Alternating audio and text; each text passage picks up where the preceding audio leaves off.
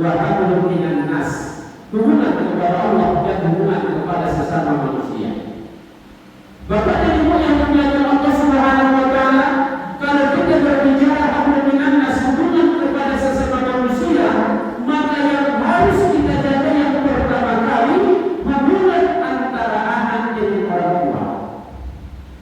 Makanya itu anak-anak kami yang baru ada pesantren Bina Ulama dan anak-anak kami yang hadir pada malam hari ini, saya lihat yang anak-anak perempuannya banyak, yang anak-anak laki-lakinya juga banyak. Tetapi tidak juga hanya anak-anak Bapak Ibu, kita juga adalah anak dari ayah dan ibu kita. Apakah kita hari ini sudah sebagai ayah dan ibu dari anak kita? Atau bahkan kita sudah menjadi cucu dan cucu kita dan cucu kita, kakek nenek dan cucu kita, tapi kita tetaplah sebagai anak dari orang tua kita. Apa kata Allah Subhanahu wa taala? A'udzu billahi minasyaitonir rajim. Wa qala rabbuka alla ta'budu illa iyyahu wa bil walidayni ihsana. Allah perintahkan, Allah tetapkan, Allah wajibkan kepada kamu untuk tidak beribadah kecuali hanya kepada-Nya. Wa bil walidayni ihsana, dan kepada ayah ibu berbuat baiklah. Jadi Allah menggandengkan antara perintah beribadah kepada Allah dengan berbuat baik kepada ayah dan ibu kita. Itu maksudnya apa? Bahwa tidak cukup hanya ibadah kita yang kita jaga kepada Allah, tetapi kita tidak menghormati ayah dan ibu kita. Tidak cukup sujud kita, puasa kita, haji kita, dan umrah kita saja yang kita jaga, tetapi kita menyakiti hati ayah dan ibu kita. Makanya anakku, coba lihat kasih sayang orang tua kamu. Tiap minggu, 2 minggu sekali mereka datang ke kisaran menjemput kamu ke pesantren Bina Ulama. Di sela-sela capek dan lelah bekerja, mereka sepakat. Mereka tidak pernah mengeluh berapa biaya yang dikeluarkan untuk kamu. Begitulah sayangnya dan cintanya ayah dan ibu kita kepada kita. Tidak hanya itu Bapak dan Ibu, pengorbanan orang tua kita itu luar biasa Bapak. Ibu kita yang mengandungkan kita 9 bulan 10 hari, dilahirkannya kita. Begitu dia lahirkan tetesan darah dan air mata yang mengiringi kelahiran kita. Andai kata ada seorang ibu yang sulit melahirkan, apa ucapannya? Ya Allah, andai kata harus dipilih antara aku dan anakku, biarlah aku mati asalkan anakku bisa lahir dengan selamat. Itulah doa ibu kita di saat melahirkan kita.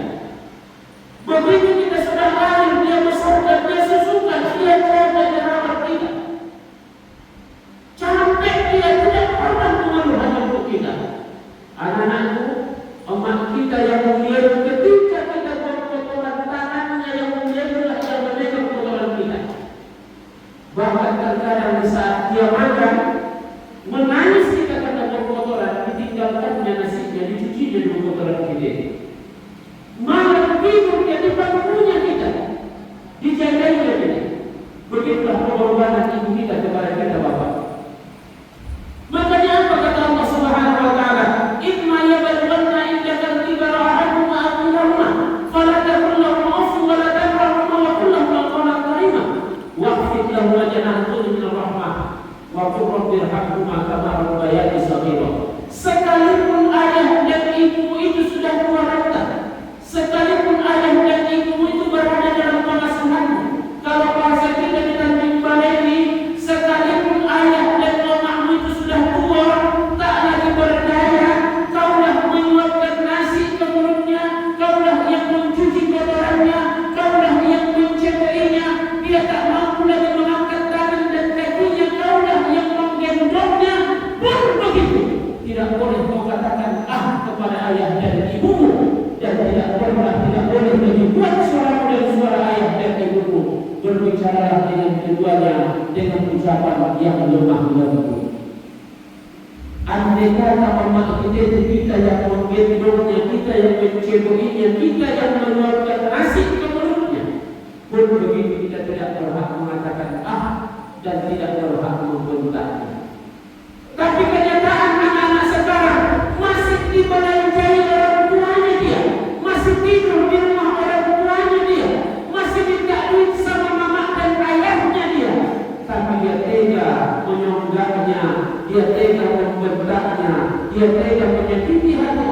tuanya, dia tega mengecewakan orang tuanya, maka pantas Rasulullah mengatakan ada 4 golongan yang Allah harapkan masuk ke dalam surga dan mencium harum surga saja pun tidak Allah izinkan. Salah satu di antara yang 4 itu anak yang durhaka kepada kedua orang tuanya, aqil liwalidain, anak yang durhaka kepada kedua orang tuanya. Maka bagi kita sebagai anak, hormati orang tua kita, sayangi mereka. Orang tua kita adalah orang-orang yang ikhlas. Mereka tidak pernah meminta bayar apa yang mereka pernah berikan kepada kita. Mereka tidak minta diberikan kendaraan, mereka tidak minta dibangunkan rumah, mereka tidak minta dikasih uang.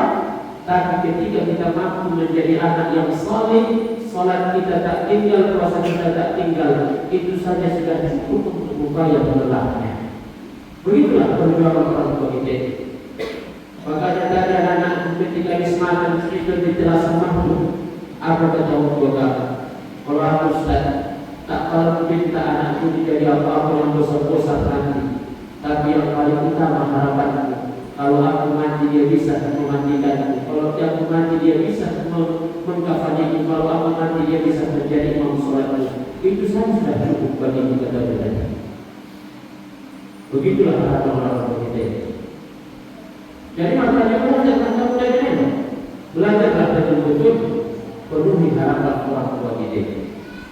Jadi apakah ibu yang memuliakan Allah Subhanahu wa taala? Kenapa? Karena harta yang sesungguhnya bagi kita sebagai orang tua apa? Harta yang sesungguhnya adalah ketika kita mati, anak kita lah yang memandikan kita, anak kita lah yang mengkafani kita, anak kita lah yang menjadi imam menyolatkan kita, anak kita lah yang masuk ke dalam kubur menyambut dan meletakkan kita, anak kita lah yang selalu mendoakan kita setiap selesai sholatnya. Maka itulah harta yang sesungguhnya yang abadi akan kita miliki bapak dan ibu. Makanya untuk mendapatkan anak yang saleh dan solehah itu salah satu jalannya masukkan anak kita ke sekolah agama atau pesantren-pesantren yang bisa membentuk kepribadian dan karakter mereka.